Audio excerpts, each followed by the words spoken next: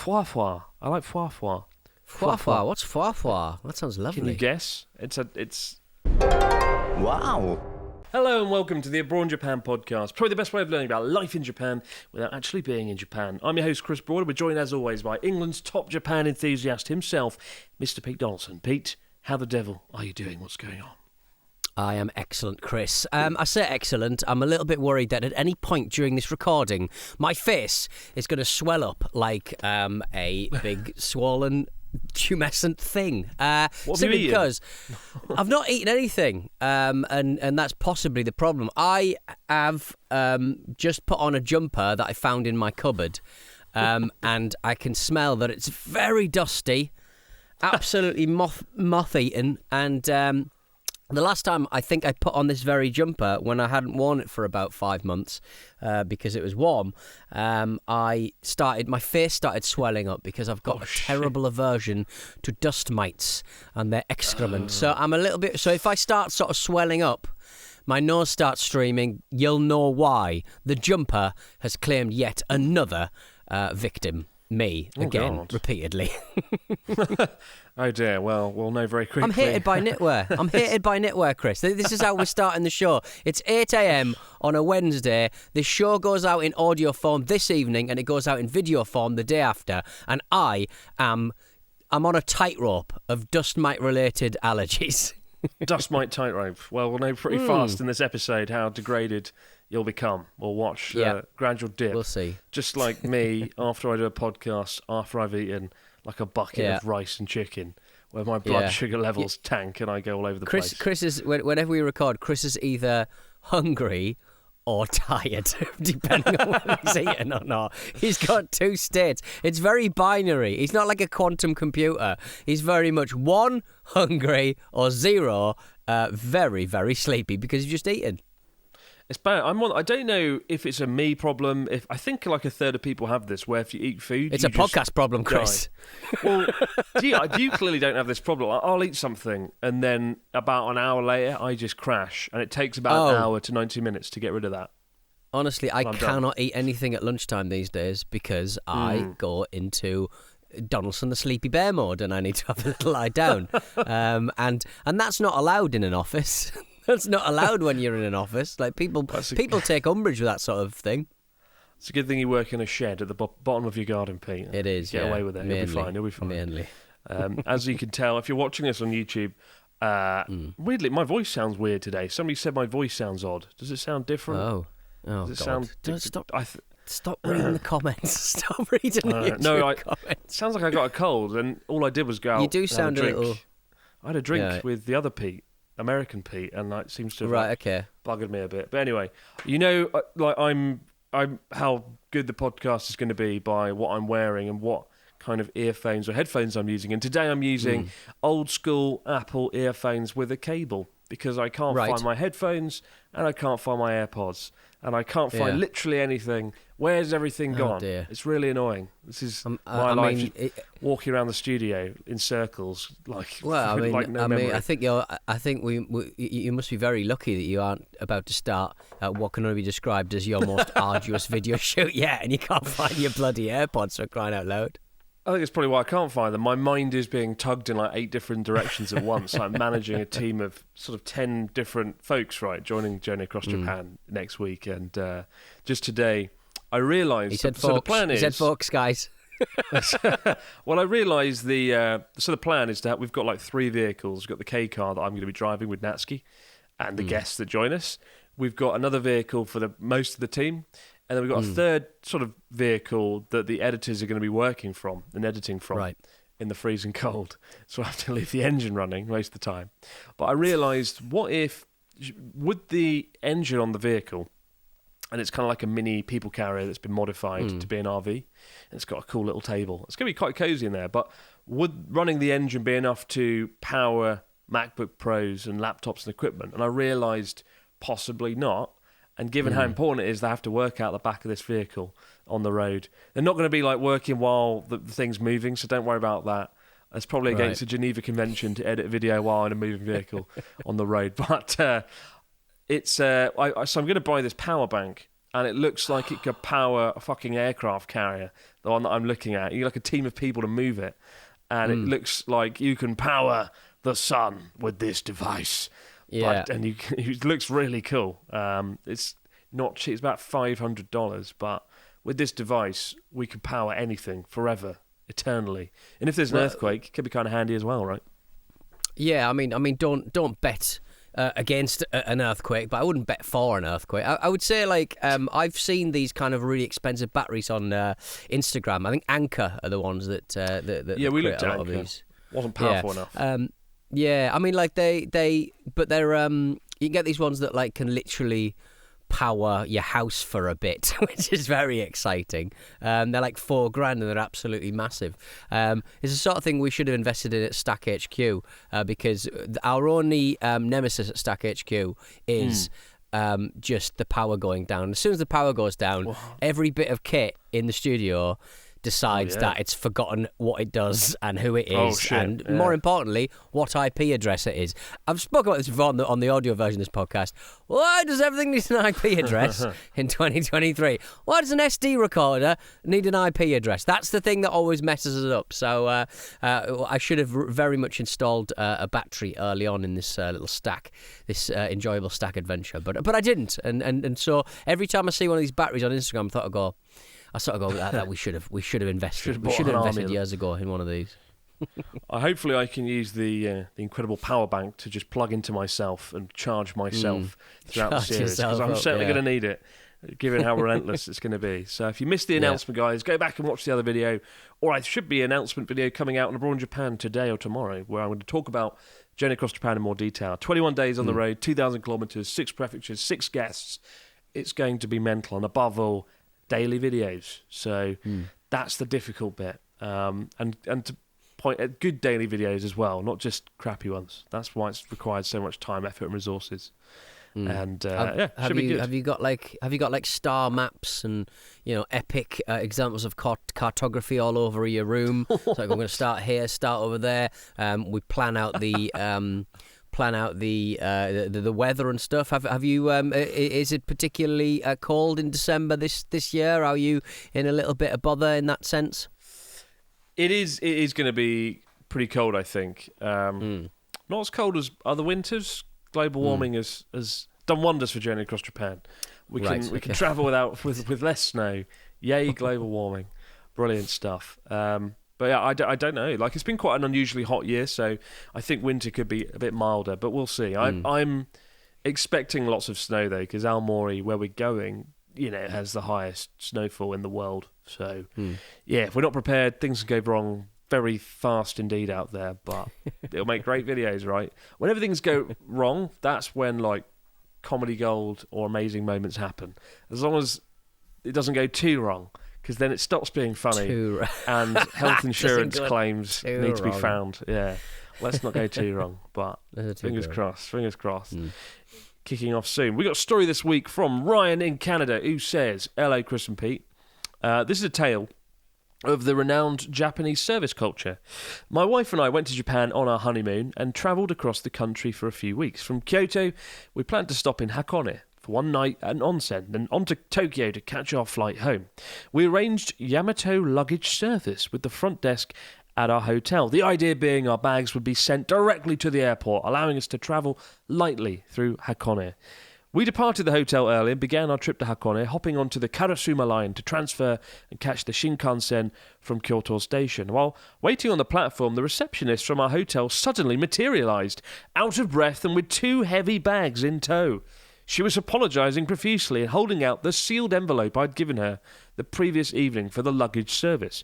She explained that our baggage wouldn't have made it in time for our flights, and so, after several failed phone call attempts, had decided to try and catch up with us. My God, what incredible dedication to service. And when I think about it, I still have so many questions. How in the world did she find us? How did she get on the platform? Would she have had to pay? Talk about going above and beyond. Thanks for doing what you can, guys. Ryan in Canada with the greatest hotel. My God, what hotel was that? That's like, that's ridiculous. Like, to know that Ryan was going from that train station, that platform, to get through the barriers, she would have had to use a Suica card or have a chat with the people running the train station, like the barrier gate people. Like, that's pretty impressive. Most people would have given up. If it was the UK, they would have gone, oh, he's just gone, innit? Oh, fuck it. They would have taken it to the car park and set fire to it. They just really would have. We cannot complete the job, so we're just going to pretend it never happened. I mean, how the hell did they find them? How the hell did that woman find the people just randomly on a train platform? That's so confusing. That is weird. Did she have some sort of surveillance technology? Or I should have guesstimated it, right? Oh, they've stayed at this hotel, they're going to Kyoto, they probably went from the main Karasuma station. I don't know. Either way, that's really damn impressive. Like, genuinely impressive. She was probably quite relieved that she didn't have to lug the luggage back to the hotel as well. I mean, as jobs go, like whenever I was in gainful employment 9 to 5, I would appreciate any deviation from my usual boring nonsense. So I would love a quest like that. I would go, it's me to chase some people down the platform. Yeah, I'll do it. Give us the luggage, and I'd be off like a shot. But it is like I think when you've got a job that's very it's the same thing every day. I think it's quite nice to sort of have a little quest. And what a successful and satisfying job to be able to complete that particular quest. Great stuff. I mean, it's so good. I'm almost suspicious it would have been an ad for a hotel in disguise. Like, Ryan works at like a hotel in Kyoto, and it's like the Higashiyama Hotel. They ran from it. They're brilliant. You know, it's so nice. It's so generous. But he didn't even write the bloody hotel. Let us know what the hotel is, Ryan, because I want to stay there. I want to leave my bags. I want to test this. I want to test this out. I'm going to be waiting on a platform just to test out the service. We've got a story next week about hotel culture in Japan, actually, revolving around Hilton and an advertising campaign they put out that enraged people in Japan because it had a pop at the traditional ryokan in sort of industry. But that's next week's episode. What's going on this week, though, Mr. Dawson? What's going on in the news in Japan this week? Oh, dear. You start every story with that. It's always like, dear, Chris. You won't believe what happened now. It's like a Daily Mail headline. Japan's foreign population has reached record levels. Damn those foreigners. Well, I mean, there's a massive labour shortage issue, and basically, volunteers in the Western Prefecture of Mie have compiled a guide to commonly used onomatopoeic words for language learners.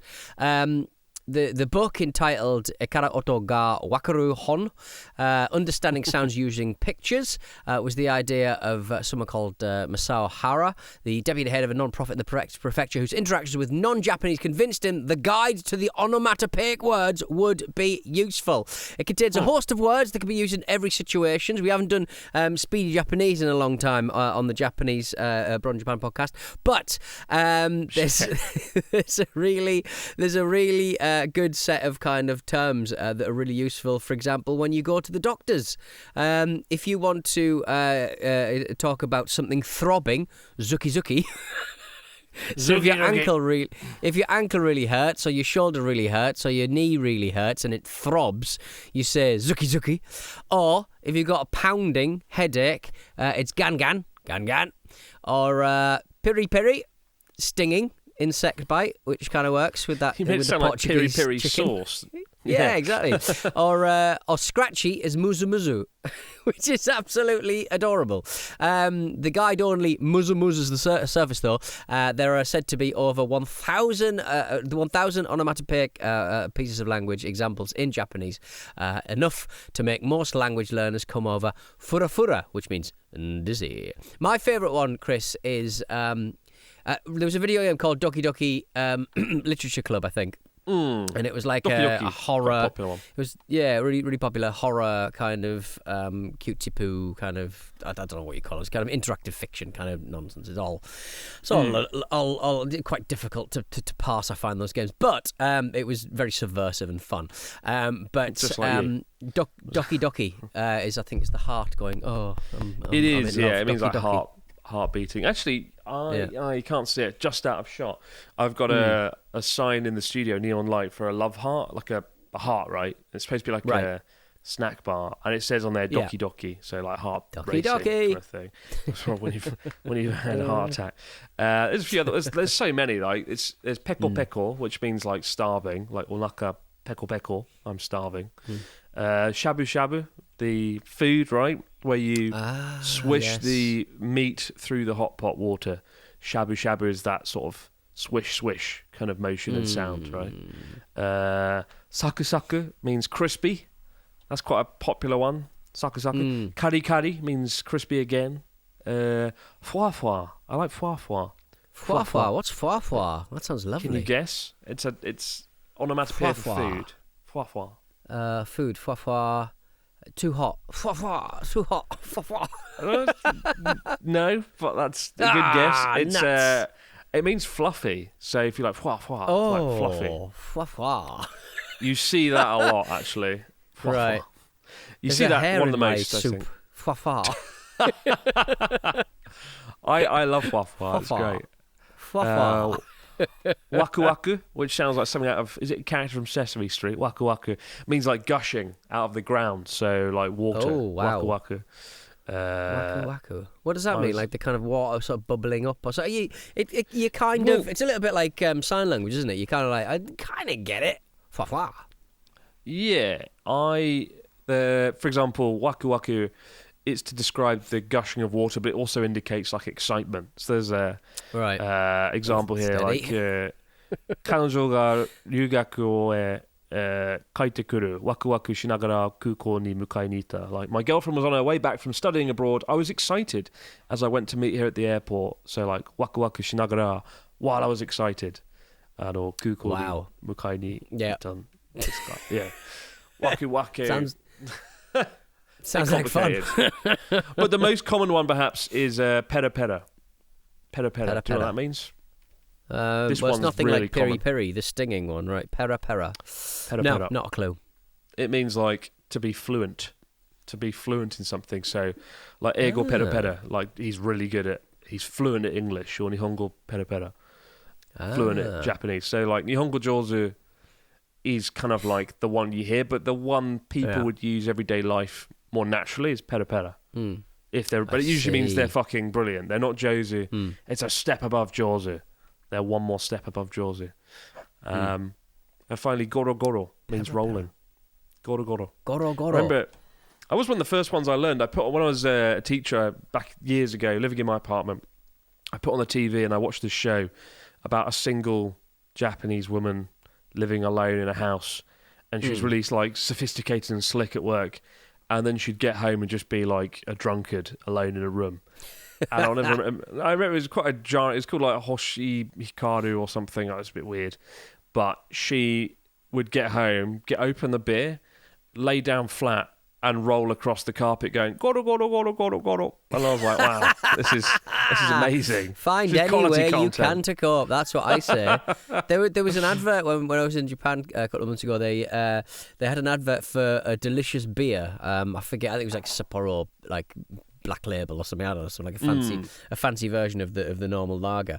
But this guy, this businessman, this kind of young, kind of good-looking businessman, he's just on the train home and he's thinking about this beer. He's walking through the streets and he's thinking about this beer. He gets in the house, puts his jacket down, he opens the fridge, starts slamming a beer, and I'm like, mate, this isn't aspirational. You're an alcoholic. You're thinking about drinking this beer all day, you lunatic. It's weird, isn't it? Oh, yeah. And then he laid down on the floor, rolled across it, and went goro goro goro goro. Yeah. Goro goro goro. Waku waku, doki doki, goro goro. I love it. Yeah, I think one of the coolest things about learning Japanese, onomatopoeia. There's so many, as you said earlier, 1,000 though. Like it's a nightmare to know them all. And Natsuki will always bash one out, and I'll be like, I haven't a bloody clue what that is. Waku waku, smoku smoku. But anyway, one of the funnest parts of learning the language. We'll be back in just a moment, guys, with the stories, comments, and questions in the fax machine. Wow. And we're back with the fax machine. What do we got this week, Mr. Dawson, from our listeners? Well, we got one message from Simon. Hello, Simon. Hi, guys. This is Simon. I'm the only one in my family that consumes the podcast and YouTube channel and find myself muttering Natsuki'isms, such as, like a magic, at least half a dozen times a day. Needless to say, I get some rather confused looks. My question, focused to Chris, sorry, Pete, is do you find Pete. yourself repeating Natskis or other friends' phrases, and have you given Natsuki any funny Japanese in return? Do you spend your days walking the streets of Tokyo muttering Natsuki'isms like a magic, too much volcano, etc.? I try not to. I mean, I was with Natsuki 2 days ago. He came to the studio and got the grand tour. He was very impressed. But yeah, I mean, I've certainly bestowed more knowledge to Natsuki than he's given to me over the years. I've taught him all the swear words, which I should never have done because he uses them way too often, way too awkwardly and frequently. I think I've just learned swear words from him, like saw, like shit. I think that's the swear word he uses the most. Saw means like shit, right? Kuso. It's like Kuso. Kuso. The U sounds almost silent. We're teaching all the wrong words this week, aren't we? I think it's fantastic because it's like it's got the plosive k, it's got the so you can just go so, and you can do it for as long as you shit, like that bloke in The Wire. It's just like that, but Natsuki, yeah, I try not to speak like Natsuki. He's got a very unique style that I think lends itself well to entertainment, and his very unique personality. I think about his. My partner was talking to him last Christmas. Natsuki gave us his heart, and the very next day, etc. And he, Sarah was asking him what do people do on Christmas Day. What do people do on Christmas Day in Japan? Because obviously, they don't celebrate it. And Natsuki turned to her and went, meet a foreign lover? I just think about meeting a foreign lover on Christmas Day to celebrate with them. Meeting foreign lover. He it's just so weird. His English knowledge is so sporadic and patchy. He'll just bash out a word, like maybe like I don't know where he learns these words. Maybe he learns something in his days off, but he'll be like, "Oh, so very consequential," and I'll be like, "What? Where did you learn that word? Where did you learn this word? Why? No." It's just like he'll surprise you. He'll surprise you in all the wrong ways. But yeah, I love it. That's what makes Natsuki so damn brilliant. We got one in from Carlos who says, "Hello, cheeky Chris and polite Pete. I'll be visiting Japan for 10 days in late June for my honeymoon." Congratulations, Carlos. This is my third trip to Japan, and given the scorching and sweltering heat, I was thinking of visiting Tohoku or Hokkaido. Chris, you lived in both. What do you think? Any places I can't miss? All the best, Carlos. To which I say, June is really awful, and Tohoku's no exception. It's really hot in Tohoku. Hokkaido is the only place that is genuinely not unbearable in Japan in summer, in June. So definitely go there. Don't go to Wakanai, the most northern place. There's sod all there, as we've established in more than one video. I'd say just go to Sapporo. Sapporo in summer is amazing. And I did a whole video with the aforementioned Natsuki in Sapporo, eating all the amazing food. If you do go there, Genghis Khan barbecue is the one to have. That's the thing, right, Pete? Did you have it when we went? Did you have Genghis Khan? No, I don't think I had to. Is that a chain? No. He's a Mongolian dictator, but in Japan, it's a lamb mutton barbecue on a cool concave grill. You haven't had that? I think I would have remembered that because I bloody love a bit of lamb, bit of mutton. Beautiful. Well, he took you for wasabi takoyaki instead. So, lamb mutton barbecue. It's amazing. One last question from John, who says, "Hi, Chris and Pete. I work for Australia Post, and I'm curious about how the postal network operates in other countries. Oh, my God. What's the usual turnaround for standard deliveries within Japan? Have you ever had anything going missing? All the best, John." Well, as we established in the story of the week, John, sometimes the bags don't arrive on time. But what I will say is most domestic stuff in Japan seems to arrive within one day, which kind of makes the story all the more surprising that we read out earlier, actually. I've never heard of it taking more than a day, so it's weird. I've used the postal service like a few times, just sending back those little Wi-Fi dongles that were very popular about 10 years ago. But I think the recent trip, I got a laptop delivered in about 2 days for like a tenner from the deepest, darkest bits of Kagoshima up to Tokyo, just like that. And it was just there, packaged beautifully, and it was just absolutely cracking stuff.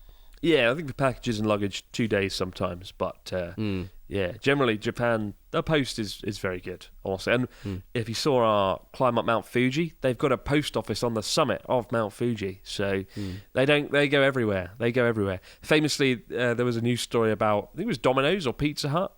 I think it was Domino's that delivered a pizza to the summit of Mount Fuji in August, and everyone was like, "Wow, it's so brilliant, it's so smart." Everyone failed to realise it was a very smart PR thing rather than some sort of brilliant service. Someone had the unlucky job of carrying a pizza up a mountain wearing a Domino's outfit. That's not the same as having real delivery, but it's still pretty cool to get to the summit and see the JP Post shop where you can send stuff. Pretty cool. Keep your stories, questions, comments coming in, guys, to abroadjapanpodcast@gmail.com, or leave a comment below if you're watching on YouTube with hashtag FaxMachine. We'll check there as well. I think John's one was from YouTube, so sugoi. But for now, guys, no matter where you might be out there in the big wide world, have yourself a great few days, and we'll see you right back here to do it all over again on the Abroad Japan podcast. Bye for now.